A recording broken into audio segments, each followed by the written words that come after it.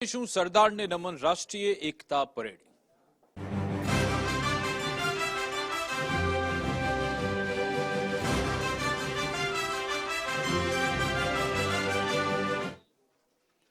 પ્રધાનમંત્રી નરેન્દ્રભાઈ મોદીનો ગુજરાત પ્રવાસ શરૂ થઈ ચૂક્યો છે। તેમના આ પ્રવાસની શરૂઆતની સાથે વડોદરા એરપોર્ટ પર તે આવી પહોંચ્યા હતા, જ્યાં તેમનું સ્વાગત કરવામાં આવ્યું।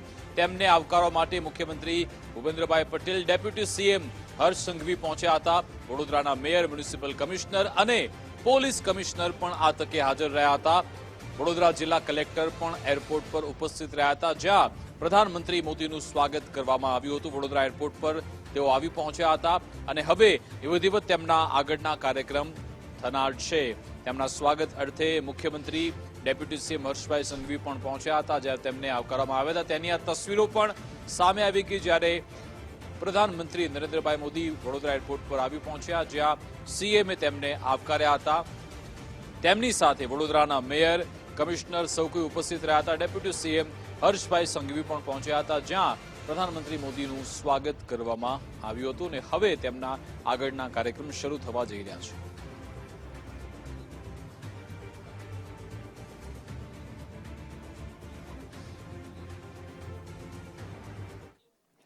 તો પ્રધાનમંત્રી નરેન્દ્ર મોદીના ગુજરાત કાર્યક્રમની શરૂઆત થઈ ચૂકી છે। અલગ અલગ લોકાર્પણ કાર્યક્રમમાં તે ઉપસ્થિત રહેવાના છે, એકતા પરેડ પણ નિહાળવાના છે। જોકે પ્રધાનમંત્રી મોદી બાય રોડ કેવડિયાના પ્રવાસે પહોંચ્યા હતા।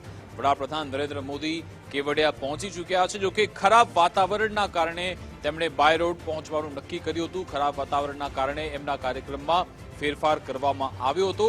હવાઈ માર્ગે નહીં, પરંતુ બાય રોડ તેઓ કેવડિયા પહોંચ્યા। કેવડિયામાં વિવિધ લોકાર્પણના કાર્યક્રમ પ્રધાનમંત્રી મોદી કરવાના છે। અત્યારે તેઓ કેવડિયા પહોંચી ચૂક્યા છે। બાય રોડ આજે પહોંચ્યા હતા, કારણ કે ગુજરાતમાં જે વરસાદી વાતાવરણ જોવા મળી રહ્યું છે અને હજુ પણ 48 કલાક વરસાદની આગાહી છે। ખરાબ હવામાનને કારણે આ કાર્યક્રમમાં અંતિમ ઘડીએ ફેરફાર કરવામાં આવ્યો હતો। તેઓ બાય રોડ કેવડિયા પહોંચ્યા હતા।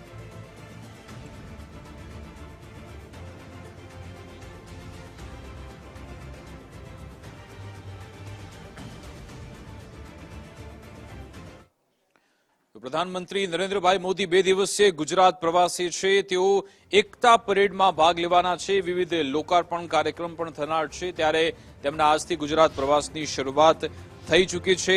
સૌપ્રથમ તેઓ વડોદરા એરપોર્ટ આવી પહોંચ્યા હતા, જ્યાં આજની વાત કરીએ તો અલગ અલગ ઈ બસની પણ લોકાર્પણ કરવાના છે। સાથે સરદાર સરોવર ડેમની પણ મુલાકાત લેનાર છે પ્રધાનમંત્રી નરેન્દ્રભાઈ મોદી। 1220 કરોડના વિકાસ કાર્યોનું ખાતમુહૂર્ત અને લોકાર્પણ પણ પ્રધાનમંત્રી મોદી કરશે અને આવતીકાલે એકતા પરેડમાં પણ તેઓ ભાગ લેવાના છે। એકતા પરેડ તેઓ નિહાળશે। આજ અંગે તમામ જાણકારી આપશે અમારી સાથે અમારા સહયોગી ઉમંગ રાવલ જોડાઈ ગયા છે। ઉમંગ, કેવો માહોલ છે ત્યાં? શું પરિસ્થિતિ? પ્રધાનમંત્રી મોદીના ગુજરાત પ્રવાસની શરૂઆત થઈ ચૂકી છે।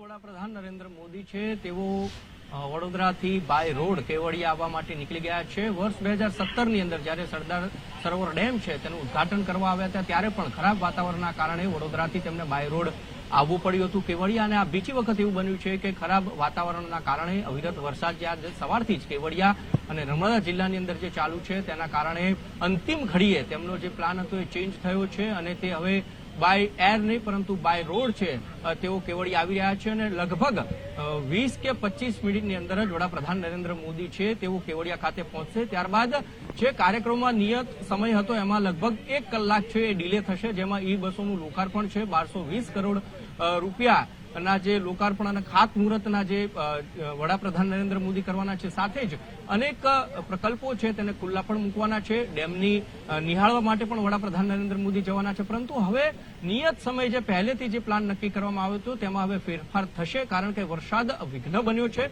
વરસાદ આવવાના કારણે વડાપ્રધાન નરેન્દ્ર મોદી છે ટૂંક સમયની અંદર જ તે બાય રોડ આવશે। આમ કહેવા જઈએ વિકાસ, તો ગઈકાલ મોડી રાતથી જ વરસાદે માવઠા જે છે એ શરૂઆત નર્મદા જિલ્લામાં થઈ હતી। કેવડિયામાં પણ ગઈકાલ રાત્રે વરસાદ પડ્યો હતો। આજ સવારથી જ જોકે છેલ્લા 3 કલાકથી વરસાદનું જોર વધેલું છે અને આવતીકાલે એટલે કે 31 ઓક્ટોબરના રોજ જે એકતા પરેડ યોજાવાની છે એ 26મી જાન્યુઆરી દિલ્હીમાં જે પ્રકારે યોજાય છે તે જ પ્રકારે પરેડ પથ ઉપર એટલે કે એકતા પથ ઉપર યોજાવા જઈ રહી છે, જેમાં 10 થી વધારે જિલ્લાની પોલીસ છે સામેલ થવાની છે, એમના દસ્તા સામેલ થવાના છે, સાથે જ ટેબ્લો છે એ પણ રાખવામાં આવવાના છે.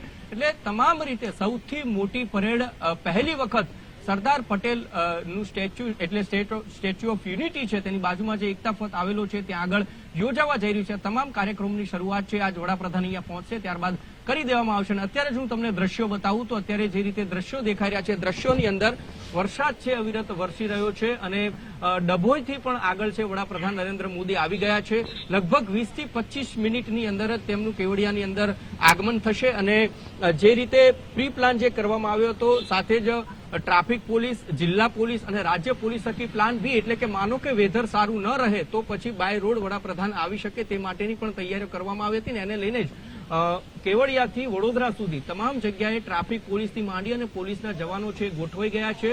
રસ્તાઓ ઉપર સઘન ચેકિંગ પણ શરૂ કરી દેવામાં આવ્યું છે અને ટ્રાફિક નિયંત્રણ કરવાની કામગીરી પણ શરૂ કરી દેવામાં આવી છે. જે રીતે વડાપ્રધાનનો કાફલો આગળ વધતો જાય છે તેમ રસ્તાઓ છે બ્લોક કરવાની કામગીરી પણ શરૂ કરી દેવામાં આવી છે. ટૂંક સમયમાં કેવડિયાની અંદર પણ છે રસ્તાઓ બ્લોક કરી દેવામાં આવશે. આમ જોવા જઈએ તો જે સમય હતો લગભગ 5 વાગ્યાની આસપાસ 5, સવા 5ની આસપાસ વડાપ્રધાન કેવડિયા પહોંચી જવાના હતા, પરંતુ ખરાબ વાતાવરણના કારણે તે 1 કલાક મોડા છે. એટલે કારણ કે બાય રોડ આવી રહ્યા છે. 2017માં પણ જયારે ડેમનું લોકાર્પણ કર્યું હતું ત્યારે તેઓ બાય રોડ આવ્યા હતા અને આજે એકતા પરેડમાં જયારે ભાગ લેવાના છે ત્યારે પણ વડાપ્રધાનને બાય રોડ આવવું પડે એવું છે અને એના માટે જ તમામ તૈયારીઓ છે એ પોલીસ જવાનો અને સાથે તમામ એ સુરક્ષા બળો થકી કરી દેવામાં આવી છે. જી વિકાસ. બિલકુલ આભાર ઉમંગ તમામ જાણકારી આપવા બદલ.